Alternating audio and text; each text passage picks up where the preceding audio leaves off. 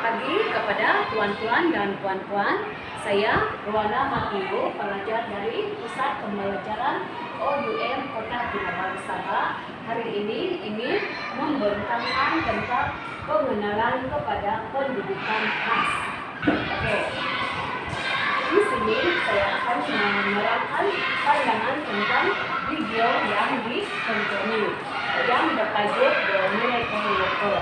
Oke, sekarang saya akan membentangkan tentang apa yang saya tonton dalam video ini. Siapakah watak Helen Keller dalam film The Miracle Worker? Helen Keller lahir pada tahun 27 Jun 1880 di Tuscumbia, Alabama, Amerika Serikat. Helen mendapat pendidikan di Pusat Pendidikan University Harvard. Pekerjaan Helen Keller ialah seorang penulis, aktivis politik, dan pensyarah. Helen Keller meninggal dunia pada tarikh 1 Jun 1968 ketika Helen Keller berumur 87 tahun. Ayah Helen Keller bernama Arthur Keller berketurunan Kolonel Alexander Spotswood, seorang gubernur, dan ibunya Kate Adams Keller berasal dari keluarga Inggris. Penyebab kepada ketidakupayaan ialah ada 5 penyebab kepada ketidakupayaan, yaitu nomor 1, kecederaan otak atau jangkitan sebelum, semasa, dan selepas lahir. Kedua, masalah pertumbuhan atau nutrisi. Ketiga, bayi yang lahir sebelum jangka lahir atau bayi pramatang. Keempat, diet dan penjagaan kesehatan yang kurang baik. Dan yang kelima, penyalahgunaan dada semasa mengandung. Di antara kelima-lima faktor ketidakupayaan ini juga ada menyumbang kepada ketidakupayaan Helen Keller. Ketidakupayaan Helen Keller.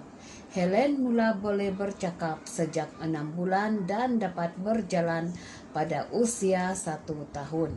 Pada usia 19 bulan, Helen menjadi buta dan tuli kerana penyakit yang disahkan doktor sebagai demam scarlet.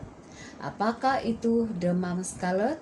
Demam scarlet adalah demam yang ditandai dengan munculnya ruam merah pada kulit. Demam scarlet akan timbul ruam yang berwarna merah atau merah muda. Ruam ini kelihatan seperti luka terbakar. Penyebab demam scarlet ialah disebabkan oleh infeksi bakteria yang ditemukan di dalam mulut dan saluran hidung. Dengan ketidakupayaan Helen Keller, dia merasa kecewa dan selalu melakukan tantrum yang termasuk memecahkan pinggan mangkuk dan juga menampar dan menggigit ahli keluarga. Dengan emosi yang tidak dapat dikawal, beberapa kali anggota keluarganya mencoba memasukkannya ke dalam rumah sakit jiwa. Tetapi tidak ada satupun yang dapat memulihkan Helen dan dia kembali ke rumah. Keluarga Helen Keller yang sangat memanjakan Helen juga penyumbang utama kepada ketidakupayaan Helen.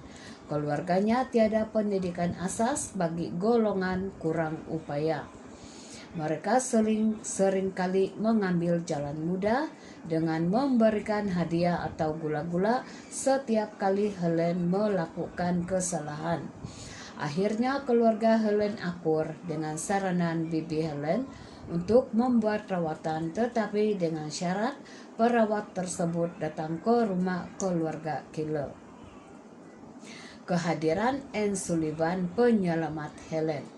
Kedatangan Sullivan ke rumah Keller pada mulanya tidak disenangi oleh Arthur Keller karena mereka beranggapan Sullivan seorang yang tidak sopan karena ketegasannya dalam mendidik Helen. Cara pengajaran yang dilakukan oleh Sullivan bertentangan dengan cara didikan yang dilakukan oleh keluarga Keller.